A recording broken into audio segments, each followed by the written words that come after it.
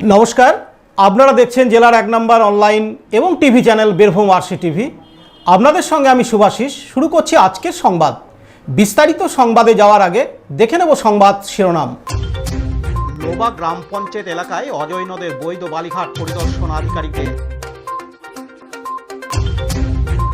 সারের কালোবাজারি রুখতে জেলার বিভিন্ন জায়গায় পরিদর্শনে কৃষিমন্ত্রী। টুলুমণ্ডলের ম্যানেজার গ্রেপ্তার, তোলা হলো আদালতে। মসলিন তীর্থে শুরু হলো বর্তমান প্রজন্মের পছন্দের জামা কাপড় তৈরির প্রশিক্ষণ। বজ্রপাতে প্রাণ হারালেন প্রবীণ কৃষক ইলামবাজারে।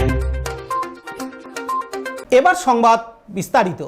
দুবরাজপুরের বৈধ বালিঘাট পরিদর্শন করলেন দুবরাজপুরের BLNLRO পলাশ রঞ্জন নাথ, দুবরাজপুর ব্লকের যুগ্ম BDO সৌরভ পাল, দুবরাজপুর থানার ওসি অমিত প্রামাণিক সহ আরও অনেকে। এদিন তারা দুবরাজপুর ব্লকের লোবা গ্রাম পঞ্চায়েত এলাকায় অজয় নদের বৈধ বালিঘাট পরিদর্শন করেন। বর্ষাকালে সরকারি নির্দেশিকায় বর্তমানে নদী থেকে বালি উত্তোলন করা নিষিদ্ধ রয়েছে, সেই নিয়ম তারা মানছেন কিনা, পাশাপাশি তাদের স্টক পয়েন্টও পরিদর্শন করেন তারা।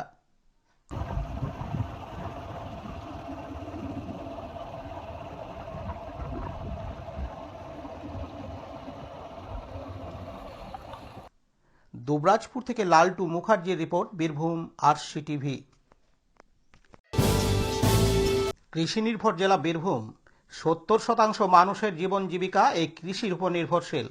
বর্ষার মরশুমে রাসায়নিক সারের কালোবাজারি রুখতে কড়া অবস্থান নিল রাজ্য কৃষি দপ্তর।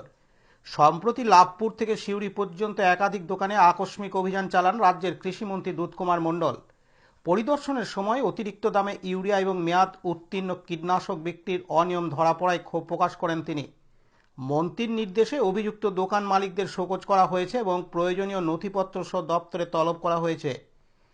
এরই ধারাবাহিকতায় ইলামবাজারে জোনাল কোঅপারেটিভ রাইস মিল ও মাল্টিপারপাস সোসাইটি থেকে কৃষি দপ্তরের বিশেষ উদ্যোগে প্রায় 500 জন কৃষককে নির্ধারিত মূল্যে ইউরিয়া ও 10:26:26 সার সরবরাহ করা হয়।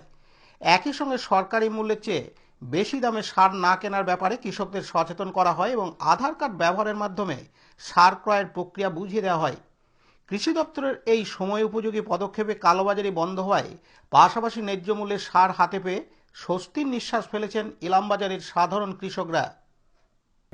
রাজ্যের কৃষিমন্ত্রী এসেছিলেন এবং DDA সাহেবের আধিকারিকরা দোকানে ইউরিয়ার দাম আমাদের কিছুটা, ওরা ট্যাগিং দিচ্ছে বলে কিছুটা দাম বেশি আমাদের পড়ছে, ওর সঙ্গে ট্যাগিং আছে, ইউরিয়া সঙ্গে ট্যাগিং দিচ্ছে, এইটাই ব্যাপার। আর তাছাড়া কমপ্লেক্সারের কোনো অসুবিধা নেই, কমপ্লেক্সারের দামের নিচেও বিক্রি হচ্ছে। এখানে দেখা গেল এক্সপায়ারি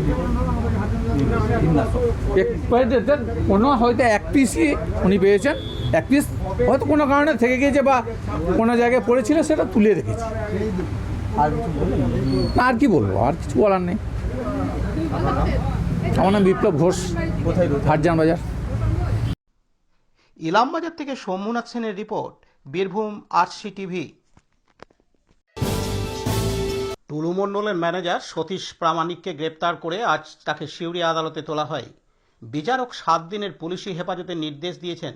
আজ সরকারি আইনজীবী স্পেশাল PP বিভাস চ্যাটার্জি আদালতকে জানান, এই ব্যক্তিকে জেরা করে একটি ডায়েরি উদ্ধার হয়েছে, আধিকারিকদের নাম রয়েছে, এছাড়াও নকল DCR ছাপানো মেশিন পাওয়া গিয়েছে।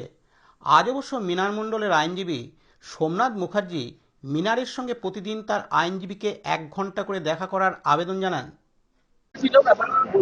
এনার থেকে যে ডেভেলপমেন্টটা হয়েছে সেটা আমরা কোর্টের কাছে বলেছি, এবং এই ভদ্রলোক সেই ভদ্রলোক যিনি আমাদের সামনে, ইনি এবং আগে যিনি অ্যারেস্ট হয়েছিলেন, এরা দুজনে মিলে আমাদেরকে ইনপুট বা লিড দিলেন, যেখান থেকে আমাদের ওই ছাপাখানার মেশিনের সব মেটেরিয়াল সমস্ত কিছু সিজার হলো, যে চালান টালানগুলো ইত্যাদি ইস্যু করা হতো।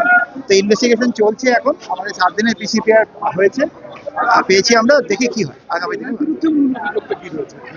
তিনি আমাদের, যেটা আমরা কোর্টে বলেছি পরিষ্কার, শুনেছেন বোধহয়, যে আমাদের যে টাকা অ্যালটমেন্ট হতো গভর্নমেন্ট বিভিন্ন জায়গায় এই পুরো পার্টে ক্রাইমের, তাতে এনার নিজের হাতের লেখার একটা ডায়েরি পাওয়া গেছে, কাগজ পাওয়া গেছে, যেখানে দেখা যাচ্ছে যে উনি বিভিন্ন গভর্নমেন্ট অফিসারদের টাকা অ্যালট করতেন এবং সেই হিসেবে ওই কাগজ, ওই ডায়েরি প্রথম রিকভার হলো এবং সেখান থেকে এনাদের এবং আরেকজন অলরেডি যে অ্যাকিউজ পারসন ছিলেন তাদের ইনফরমেশন বেস করে রেড করে ওই ওনার গোডাউন থেকে ওই ছাপাখানা এবং ছাপা মেশিন এবং ওনার যে বিয়ে বাড়িতে ব্যান্ড দিয়েছিলেন মেয়ের বিয়েতে, সেই ব্যান্ড থেকে আরম্ভ করে যারা যারা যেতেন তাদের সঙ্গে একটা ব্যান্ড পড়াতেন, এই পুরো জিনিসগুলো রিকভার হয়েছে। আগামী দিনে আপনারা অপেক্ষা করুন, ডেফিনেটলি ইনভেস্টিগেশন যেভাবে এগোচ্ছে আমি খুব অন বিহাফ অফ স্টেট আমি খুব হোপফুল যে কেস ঠিক মতো এগোচ্ছে, বাকিটা আগামী দিন বলবো। ওই প্রিন্টার থেকে কি জাল বিষয় কি ছাপানো হলো?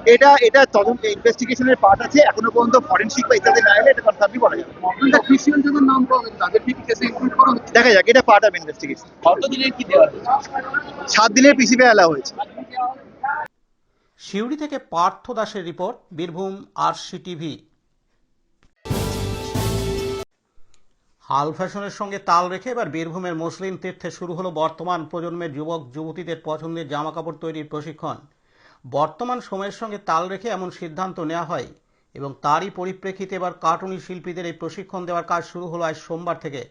10 দিনের প্রশিক্ষণ শেষে তারা যে সকল জামাকাপড় তৈরি করবেন সেগুলি বাজারজাত করা হবে এবং তা সকলের নজর কাড়বে বলে আশা করা হচ্ছে প্রশাসনের তরফে।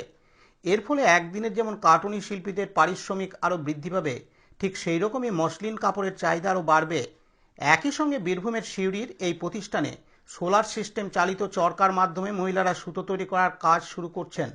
এর ফলে তাদের কষ্ট কমবে এবং সময়ও অনেকটা বাঁচবে।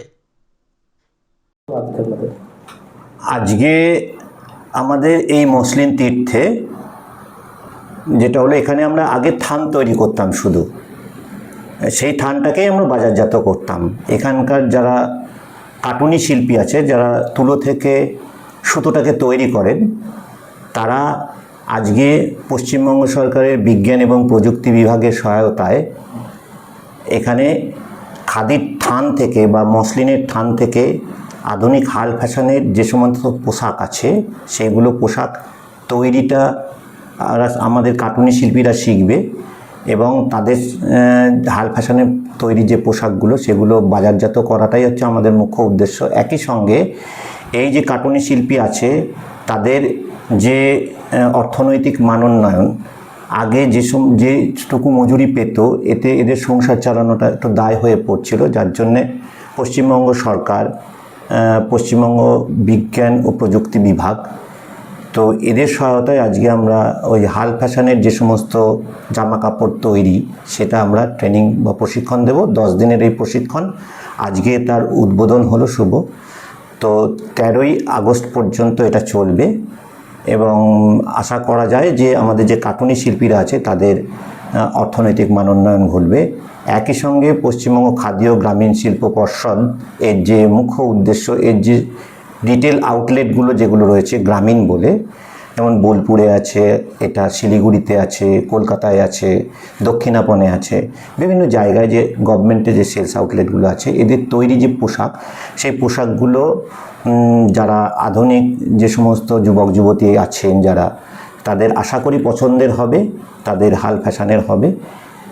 আগামী যে পুজো, সেই পুজোতে এই সুযোগ সুবিধাটা ওনারা পাবেন, এই লক্ষ্যেই আমাদের এগিয়ে যাওয়া।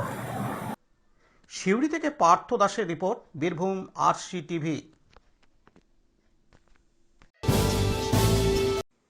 বর্ষার দিনে মাঠে ধান রোয়ার কাজ করার সময় আচমকা বজ্রপাতে প্রাণ হারালেন বীরভূমের ইলামবাজার ব্লকের আকুম্বা গ্রামের 57 বছরের প্রবীণ কৃষক রাসবিহারী পাল।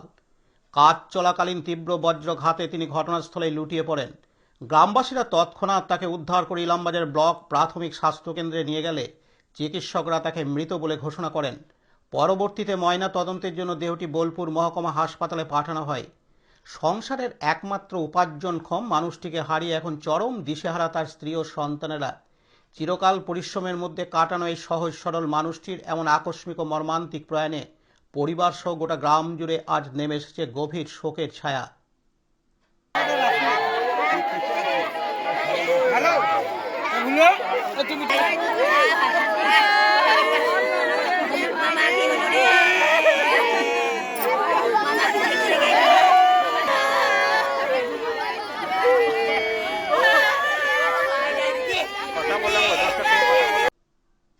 ইলামবাজার থেকে শম্ভুনাথ সেনের রিপোর্ট, বীরভূম আরসি টিভি। আজকের সংবাদ এই পর্যন্ত। পরবর্তী সংবাদের জন্য চোখ রাখুন বীরভূম আরসি টিভির পর্দায়। নমস্কার।